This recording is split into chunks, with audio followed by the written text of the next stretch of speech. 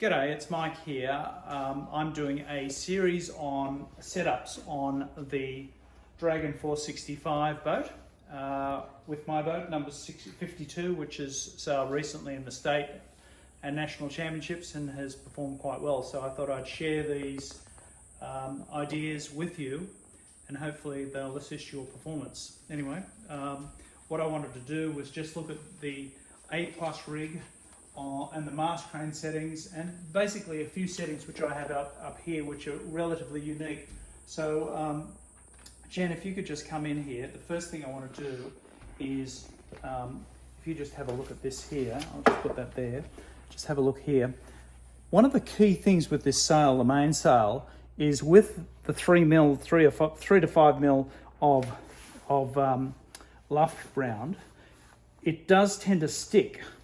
And if you can try and get that away from the mast, it will assist your performance downwind and possibly upwind a little bit.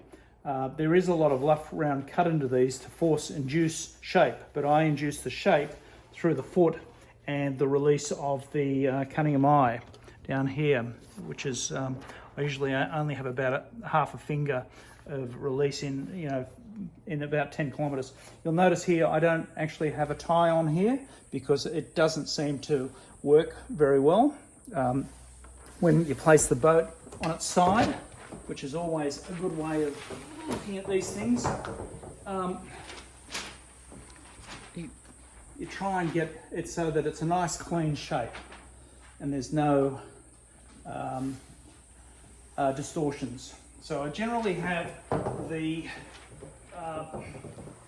these quite loose, usually about 5 mils. You can see there it's around about 5 mils off there.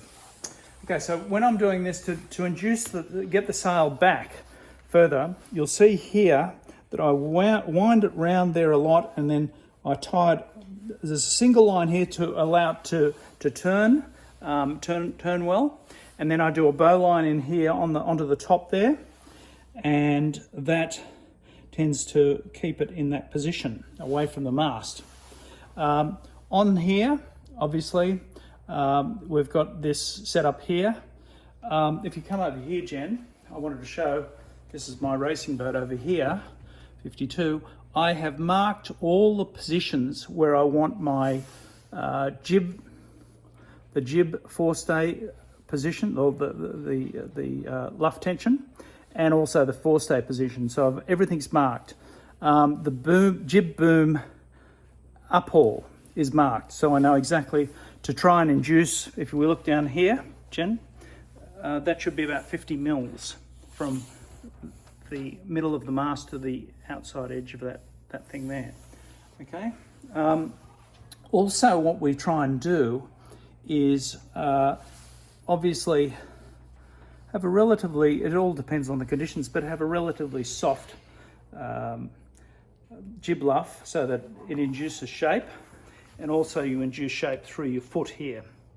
One of the things which I find key is having lots of telltales, and you put those around about, I don't know, about, I'll just get a tape measure here,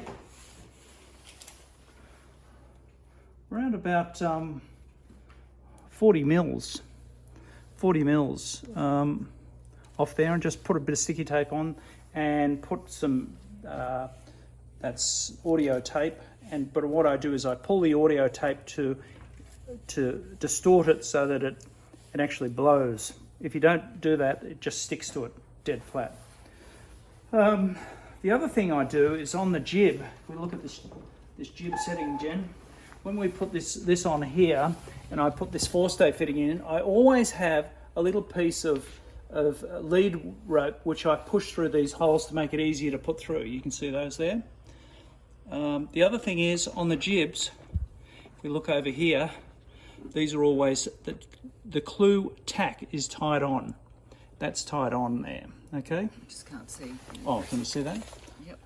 That's the clue tack, it's just tied on there.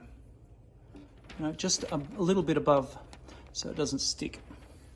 Anyway, that's basically the settings on the jib. The other thing I do, which I think is very important, is if we look at these, the traveller, that's effectively the traveller. you have to center this ring. It's slightly to the right because there is this pull on this which induces a bit of a distorted thing. So set it up, make sure that it's correctly set so that when you move the boom, it's on equal sides like that, okay? And what we do then, once I've set it in position, and it's only roughly half a finger high, I then glue araldite that setting so I don't have any movement. The other thing is this is glued here so it's nice and firm so that doesn't move around. And I use the steel Mainsail clue fitting for that. So that's basically it on the setup. But most importantly is to ensure that this is set back. And on this one you can see, Jen, I've actually tied it. This is a bit of a loop here, which is not as good as a single rope. There's a bit of a loop. What I use here is 80-pound braid on that to have the strength. On the strength on the backstay is 80-pound braid, 80-pound braid on the forestay. This is 30-pound braid, fishing braid, which you can buy. Notice how I've set this up here. It's I found that when I was putting this down further down here, it was hitting the mast, so I found it a little bit better just being up here. Seems to have made a difference. Anyway, hopefully those tips help you set your boat up, but the key is to lie your boat up after you've set it all up and make sure that the sail looks a nice shape. And hopefully that will help you go a little faster. So cheers for now.